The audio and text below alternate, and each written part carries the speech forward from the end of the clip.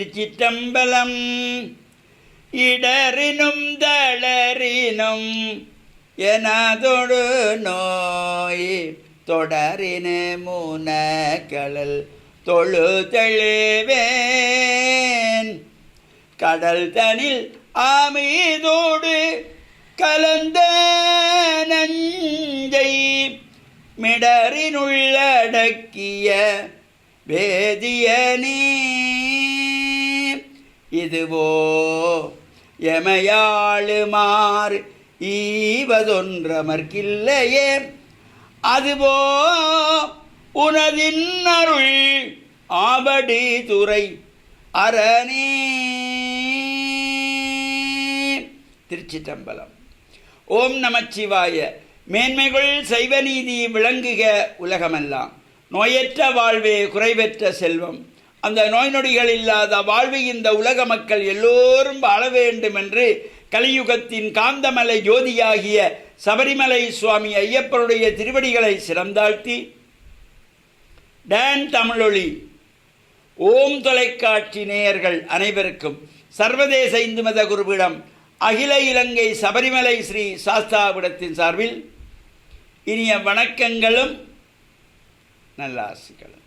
என்றும் மங்களகரமான விஸ்வாவசு வருஷம் புரட்டாதி மாதம் 3ஆம் நாள் 19/9/2025 வெள்ளிக்கிழமை. இன்று மலர்ந்திருக்கின்ற இன்றைய பொழுதும் நம் எல்லோருடைய வாழ்விலும் எல்லா விதமான சிறப்புகளும் வெற்றிகளும் கிடைக்க வேண்டும் என்று இறைவனை பிரார்த்தித்து இஷ்ட தெய்வங்கள், குலதெய்வங்கள், பாரம்பரிய தெய்வங்களையும் வழிபாடுகள் செய்து நாம் பெற்றோர்கள், பெரியோர்கள், குருவானவர்களையும் வணங்கி அவருடைய அன்பையும் ஆசியையும் பெறுகின்ற பொழுது எந்த நாளுமே நமக்கு நல்ல நாளாக அமையக்கூடியது. இன்று சுக்கிரவாரம் என்கின்ற வெள்ளிக்கிழமை. ஒவ்வொரு சைவ சமயத்தவர்களும் அதிகாலையில் எழுந்து ஸ்நான அனுஷ்டானங்கள் முடித்து ஆசாரசீராக வீட்டிலே சுவாமி அறையிலே மஞ்சள் தண்ணீர் தெளித்து சாம்பிராணி தூபங்கள் இட்டு விளக்குகள் ஏற்றி வைத்து மலர்கள் பறித்து சுவாமி படங்களிலே வைத்து பிரார்த்தனைகள் செய்து இறை வழிபாடுகளிலே ஈடுபட வேண்டும். அதன் பின்பு நாம் அருகிலே உள்ள ஆலயங்களிலே சென்று வழிபாடுகள் செய்ய வேண்டும். அவ்வாறு நமக்கு அருகிலே ஆலயம் இல்லை என்றாலும் வீட்டிலே சுவாமி அறையிலே பிரார்த்தனைகள் செய்வது.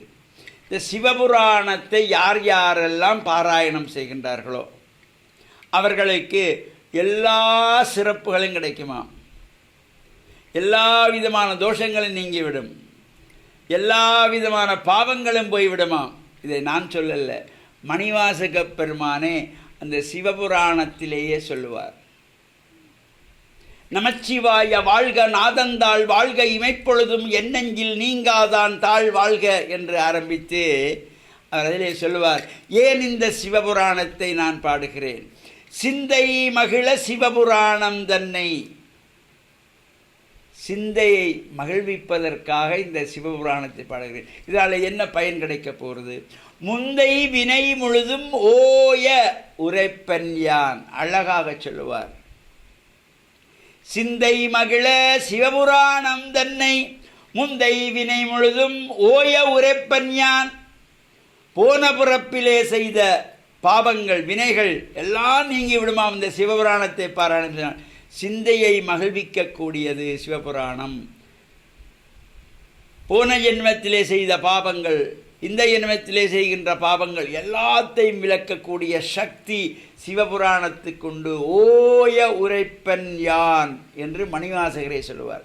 எனவே இந்த சிவபுராணத்தை வீட்டிலே பிள்ளைகள், அப்பா அம்மா எல்லாருமா சேர்ந்து ஒரு 10 நிமிடங்கள் அமர்ந்து சிவபுராணத்தை பாராயணம் பண்ணினாலே வீட்டிலே கஷ்டங்கள், துன்பங்கள், சோகங்கள், வேதனைகள், சங்கடங்கள் எல்லாம் விலகிவிடும்.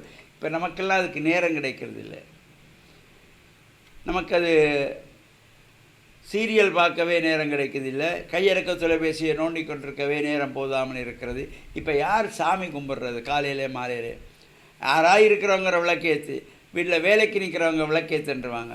வீட்டிலே எஜமானியாக இருக்கிறவள் துப்புரவாக தூய்மையாக கைகால் அலம்பி ஸ்நானம் செய்து காலையும் மாலையும் சுவாமியறையிலே விளக்கேற்றி ஒரு 2 நிமிடங்கள் பிரார்த்தனை செய்தாலே அந்த வீட்டிலே லக்ஷ்மி கடாட்சம் நிறையுமா. இது அவசரமாக வீட்டிலே சுவாமி அறையில் சாமி கும்பிட்றது கூட இப்போ எல்லாருக்கும் நேரம் கிடைக்கிறதில்லை. காலையிலே பாடசாலை போகிற பிள்ளைகள் ஒரு 2 நிமிடங்கள் சுவாமி அறையிலே பிரார்த்தனை செய்துட்டு போனால் கல்விகள் சிறப்பாக இருக்கும். அதில் கூட பிள்ளைகளுக்கு நேரம் கிடைக்கிறதில்லை. இப்போ அதெல்லாம் அந்த ஒரு மறைவி வந்து விட்டது. காலையும் மாலையும் ஒரு 5 நிமிடங்கள் அமர்ந்திருந்து இந்த சிவபுராணத்தை மனதிலே பாராயணம் செய்ய வேண்டும். சரி, நமக்கு காலையிலே தான் அவசரமாக வேலைக்கு போகிறோம், கல்லூரிக்கு போகிறோம், பாடசாலைக்கு. மாலை நேரத்தில் குடும்பத்தோடு அமர்ந்து பிரார்த்தனை செய்தால் கூட்டு வழிபாடு செய்கின்ற பொழுது அதுக்கு ஒரு தனித்துவமான சிறப்பு. இன்று பிரதோஷ விரதம் சிவனாலயங்களிலே நந்தியம்பெருமானுக்கு சிறப்பான அபிஷேக பூஜை வழிபாடுகளோடு சோமசூத்திர பிரதட்சணத்தோடு வழிபாடோடு செய்யப்படுவது. இவ்வாறான இந்த வழிபாடுகள் எல்லாம் சிறப்பையும் நமக்கு மனதுக்கு மகிழ்வையும் ஆனந்தத்தையும் தரக்கூடியது. இப்பொழுது இந்த மகாலய பட்சம் நடைபெற்று கொண்டிருக்கின்றது. அவ்வாறான காலங்களிலே நாமும் இந்த மறைந்த குடும்பத்திலே மறைந்த எல்லாருக்குமாக பிதர்களை வேண்டி பிரார்த்தனை செய்து, சிரார்த்தங்கள் செய்து, தர்ப்பணங்கள் செய்து, தானங்கள் வழங்கி இறையருளையும் பிதர்களுடைய அன்பையும் அவர்களுடைய ஆசியையும் பெறுகின்ற பொழுது மகிழ்ச்சி, சந்தோஷம், ஆனந்தம் வீட்டிலே பொங்குமாம். இந்த பிதர்களை நாம் மறந்து விட்டால் அவர்கள் கோபத்திலே சாபம் போட்டு விடுவார்கள். அந்த குடும்பத்திலே மகிழ்ச்சி இருக்காது, சந்தோஷம் இருக்காது, நிம்மதி இருக்காது, நோய் நொடிகள் வந்து கொண்டே இருக்கும். அதனாலே தான் இந்த மாதந்தோறும் அமாவாசையிலே நம்முடைய முன்னோர்கள் மண்ணுலகை விட்டு விண்ணுலகு சென்றவர்களை நினைத்து பிரார்த்தனை செய்ய வேண்டும். அது நமக்கு முடியலையா, இந்த மகாலயபட்சம் 15 திதிகளிலும் பிரார்த்தனை செய்ய வேண்டும்.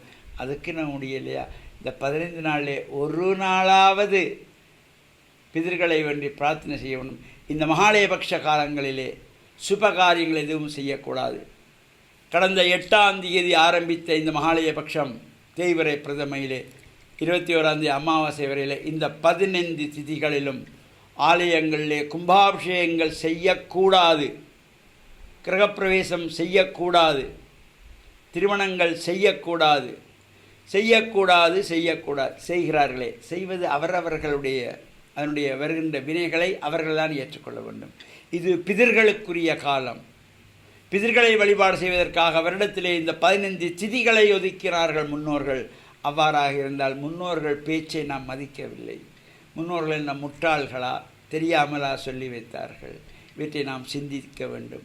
சிந்தனை என்பது ஒவ்வொரு மனிதனுக்கும் வேண்டும். இந்த தவறுகளை நாம் செய்யக்கூடாது. இந்த மகாலயபக்ஷ காலத்தில் எந்த சுபகாரியங்களையும் செய்வது, யார் செய்தாலும் தவறுதான், நெற்றிக்கண் திறப்பினும் குற்றம் என்ற நல்ல எண்ணங்களோடு நாமும் இந்த பிதர்களையும் வேண்டி வழிபாடு செய்து இறை வழிபாடு விடுவிட்டு இறையருளை பெற்று மண்ணில் நல்ல வண்ணம் வாழ. டான் தமிழொலி ஓம் தொலைக்காட்சி நேயர்கள் அனைவருக்கும் சர்வதேச இந்து மத குருப்பிடம் அகில இலங்கை சபரிமலை ஸ்ரீ சாஸ்தாபுரத்தின் சார்பில் நல்ல ஆசிகளை கூறிக்கொள்வதில் மனமகிழ்வு கொள்கிறோம். சர்வே ஜனாஹாம் சிக்கினோ பவந்து சமஸ்த சன் மங்களானி சந்த் சுபம். என்றால் கொடுப்பவர்கள் நல்லவர்கள். ஆனால் எங்களில் பலர் கொடுக்கின்ற பொழுது எங்களுக்கு பெருமை சேர்ப்பதற்காக, எங்களுடைய பெயரை பொறிப்பதற்காக, எங்களுடைய செல்வாக்கை அதிகரிப்பதற்காக, எங்களுடைய தற்பெருமைக்காக நாங்கள் கொடுக்கலாம். இன்னுமொரு இடத்திலே அன்னை தெரேசாள் அவள் நடத்திய அந்த ஏழைகளுக்கு உணவளிக்கின்ற அந்த இடத்திலே நாங்கள் எவ்வளவு பணம் கொடுக்க முடியும் என்று கேட்ட பொழுது, எனக்கு பணம் வேண்டாம், நீங்கள் இங்கு பணியாளர்களாக வருவீர்களா என்று, வாலண்டியர்ஸ், நீங்களாகவே வந்து சில சேவைகளை செய்ய முடியுமா? அதாவது கொடுப்பது வெறுமனே பணம் தான் என்று நாங்கள் நினைக்கின்றோம். எங்களுடைய நேரத்தை ஒதுக்கி, எங்களுடைய முயற்சிகளை, எங்களுடைய உழைப்பை, எங்களுடைய அக்கறையை நாங்கள் கொடுப்பது என்பது உண்மையாகவே எங்களுடைய உள்ளத்தின் ஆழத்திலே இருந்து வர வேண்டும். அதனாலே கொடுத்தல் என்பது, பகிர்ந்து அளித்தல் என்பது வெறுமனே பணம் மட்டுமல்ல. பணம் இல்லாதவர்களும் ஏராளமாக கொடுக்கலாம். பணமில்லாதவர்கள் ஏராளமாக கொடுக்கலாம். தங்களுடைய நேரத்தை, அன்பான வார்த்தையை, ஆறுதல் நிறைந்த அவர்களுடைய வார்த்தை, அவருடைய பிரசன்னம், இந்த ஏழையர்கள், துன்பப்பட்டவர்கள், நோயாளர்களை சந்திக்க செல்லுவது, நாங்களே ஏராளமான நேரத்தை இந்த பல்வேறு விடயங்களிலே உல்லாசமாக இருப்பதற்காக இனிமையாக நாங்கள் எங்களுடைய கம்ப்யூட்டர்களிலும் எங்களுடைய டெலிஃபோன்களிலும் நாங்கள் செலவு செய்து கொண்டிருக்கலாம். ஆனால் இந்த ப்ரெஷஸ் டைம், எங்களுடைய மிகவும் முக்கியமான பொக்கிஷமாக எங்களுக்கு கொடுக்கப்பட்டிருக்கின்ற நேரத்தை, நேரமில்லை என்று சொல்லாமல் நேரத்தை நாங்கள் எங்களோடு வாழுகின்றவர்களுக்கு எங்களுடைய தாராள சிந்தையின் நிமித்தம் கொடுப்பது மேலான கொடையாகும். இத்தகைய மனநிலையை இறைவன் எங்கள் ஒருவருக்கும் தர வேண்டும் என்று ஆண்டவரை பார்த்து இந்த நாளிலே சிறப்பான முறையிலே அருள் வேண்டுவோமாக. ஆமென்.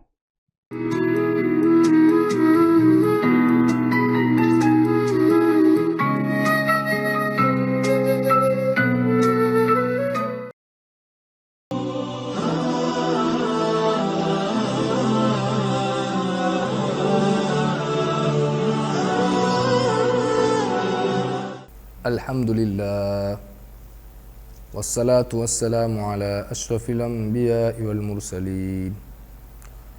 A'udzu billahi minasy syaithanir rajim. Bismillahirrahmanirrahim. Was-samaa'i wat-tariq.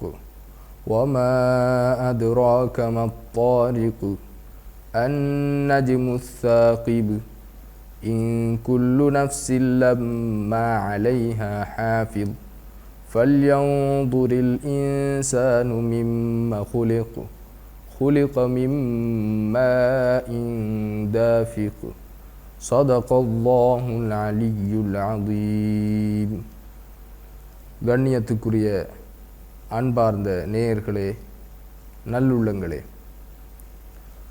அல்லாஹு தஆலா எல்லா உயிர்களையும் படைத்து பரிபாலிக்கக்கூடிய ஏக வல்லவனாக இருந்து கொண்டிருக்கின்றான்.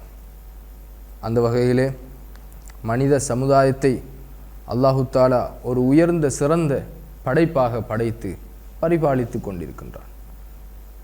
சிந்திக்கக்கூடிய ஆற்றலை கொடுத்து வாழக்கூடிய வாழ்வின் சகல வசதிகளையும், சொகுசான பௌதிக வளங்களையும், நிறைவான உணவுகளையும் அல்லாஹு தஆலா வழங்கி கொண்டிருக்கின்றான். அந்த அல்லாஹு தஆலா மனிதன் எவ்வாறு உருவாகின்றான் என்ற பாடத்தை தனது அல்குர்ஆனிலே படித்து தருகின்றான். மேலே நாங்கள் ஓதி காண்பித்த இந்த அல்குர்ஆனுடைய வசனத்திலிருந்து நாங்கள் சில விடயங்களை அறிந்து கொள்ளலாம்.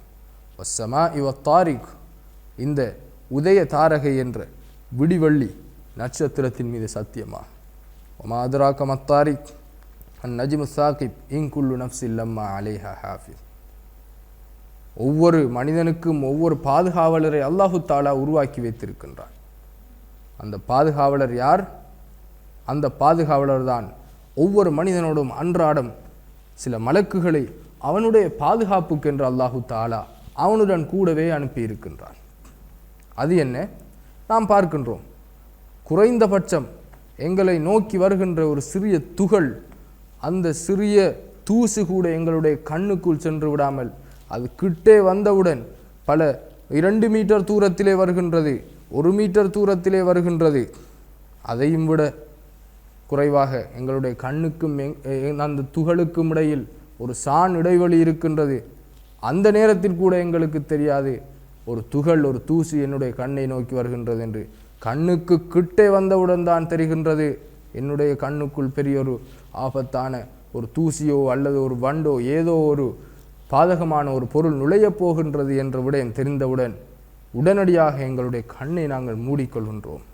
நாங்கள் மூடவில்லை, அல்லாஹு தஆலா இன் குல்லு நஃப்ஸின் லம்மா அலைஹா ஹாஃபில் என்கின்ற எங்களுக்கு பாதுகாப்பாக அவன் உருவாக்கி இருக்கின்ற அந்த மலக்குகளின் மூலமாக அல்லாஹு தஆலா எங்களை பாதுகாக்கின்றான். இது குறைந்தபட்சம். எவ்வளோ பெரிய திடீரென்று மயிரிழையில் பல ஆபத்துக்களில் இருந்து, அபாயங்களில் இருந்து நாங்கள் தப்பி இருக்கலாம். அல்லாஹு தஆலாவுடைய விதிதான் எங்களுக்கு முடிவாக இருந்தாலும் அதையும் விட அல்லாஹ்வுடைய பாதுகாப்பு எங்களுக்கு, அதுவே எங்களுக்கு அவனுடைய புறத்திலிருந்து கிடைத்த அருளாக இருந்தால் அல்லாஹு தாலா அவனுடைய பாதுகாவலர்களை கொண்டு எங்களை பாதுகாக்கின்றான். ஃபல்யந்துரில் இன்சானு மிம்ம குலிக், இந்த மனிதன் எவ்வாறு உருவாகின்றான் என்பதை அல்லாஹு தாலா சொல்கின்றான். குலிக மிம்மா இந்தாஃபிக், அதுதான் அந்த ஒரு சொட்டு நீர்த்துளியிலிருந்து அல்லாஹு தாலா இவ்வளவு பிரமாண்டமான மனிதனை படைத்து அவனுக்குரிய ஆட்சியை, அவனுக்குரிய அதிகாரத்தை, அவனுக்குரிய சக்தியை, அவனுக்குரிய வலுவை, அவனுக்குரிய பாதுகாப்பை, அவனுக்குரிய போஷணத்தை எல்லாவற்றையும் அல்லாஹு தாலா வழங்கி கொண்டிருக்கின்றான் என்பதை அல்லாஹு தாலா சொல்கிறான். யஹ்ருஜு மின் பைனி சுல்பி வத்தராயிப், ஆண்களுடைய முதுகந்தண்டிலிருந்தும் பெண்களுடைய மார்பக பகுதியிலிருந்தும் வெளியாகின்ற அந்த நீரிலிருந்து அல்லாஹு தாலா படைத்திருக்கின்ற படைப்பாற்றல் எத்தகையது சகோதரர்களே! அந்த அல்லாஹ்வை நாங்கள் சிந்திக்க வேண்டும். அவனுடைய படைப்பை பார்த்து ஆச்சரியப்பட வேண்டும். அவனுடைய படைப்பை நினைத்து அவனை புகழ வேண்டும். அவன் எங்களுக்கு வழங்கி இருக்கின்ற அருட்கொடைகளை நினைத்து அவனுக்கு நன்றி செலுத்த வேண்டும். அந்த நல்லடியார்கள் தான் நன்றி செலுத்துவார்கள். அவனை விளங்காதவர்கள் ஒருபோதும் நன்றி செலுத்த மாட்டார்கள். விளங்கியவர்கள் எவ்வாறு நன்றி செலுத்துவார்கள்? ரப்பனா மா ஹலக்த ஹாதா பாத்திலா சுப்ஹானக ஃபக்கினா அஸாபன்னார், எங்களுடைய இறைவனே, இவற்றை எல்லாம் நீ வீணுக்காக படைக்கவில்லை, எங்களை நீயே பாதுகாப்பாயாக, அந்த நரகின் கொடுமையிலிருந்து எங்களை பாதுகாப்பாயாக, நீயே தூய்மையானவன் என்று பிரார்த்தனை செய்வார்கள். எனவே இப்படியாப்பட்ட நல்ல விடயங்களை நாங்கள் அறிந்து வாழ்வில் செயற்படுத்த எல்லாம் வல்ல அல்லாஹு தாலா நம் அனைவருக்கும் அருள் புரிவானாக. ஆஹிரு தஅவானா அல்ஹம்துலில்லாஹி ரப்பில் ஆலமீன். வஸ்ஸலாமு அலைக்கும் வரஹ்மத்துல்லாஹி வபரகாத்துஹு.